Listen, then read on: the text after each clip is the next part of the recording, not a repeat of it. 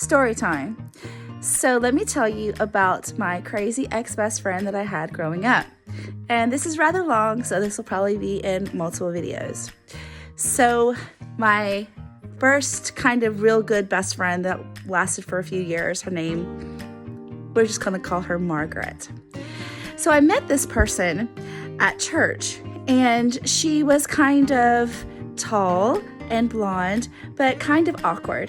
And I never had to be friends with the prettiest or whatever. I always just was kind with everybody. Well, and I reached out to her and was kind with her. So she really quickly latched on to me. And she would invite me over, and we would do fun things, and we'd talk on the phone all the time. Well, she was my best friend for a long time. But looking back, I realized how manipulative and narcissistic she was.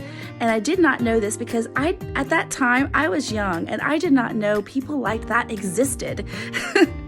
And so looking back, I'm like, wow, she really manipulated me. The first time she manipulated me was we would be in her car all the time. And she would say, there was this one guy at church, and she would say things, oh, y'all are so perfect for each other. And if he knew you could do this, he would fall so head over heels in love with you. Well, then now I can't do those things, because if I do those things in front of him, then it looks like I'm trying to get him to like me. So now it's like, well, thanks, And she would always be the kind of person that would make you feel like you had to do her idea. And if you didn't, if you said, no, that's okay, I don't want to do that, she would bully you and make you feel like you were a bad person if you didn't do those things.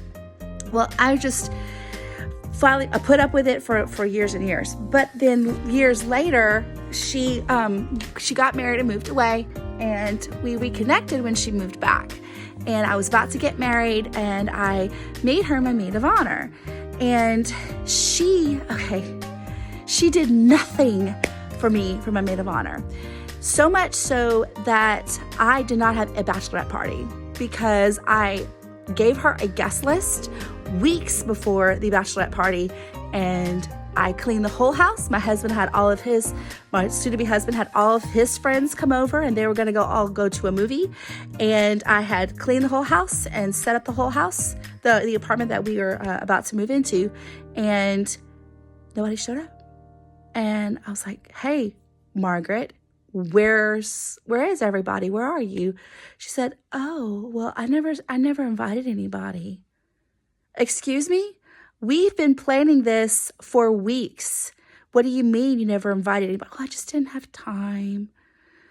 So I ended up actually going with my husband and all of his buddies to go see a movie, because I didn't have a bachelorette party and nobody showed up, which we ended up having a good time. And then she has the audacity to show up to the movie. I was like, seriously? You didn't do anything. So we're going to look for dresses. Okay, I'm going to move to part 2.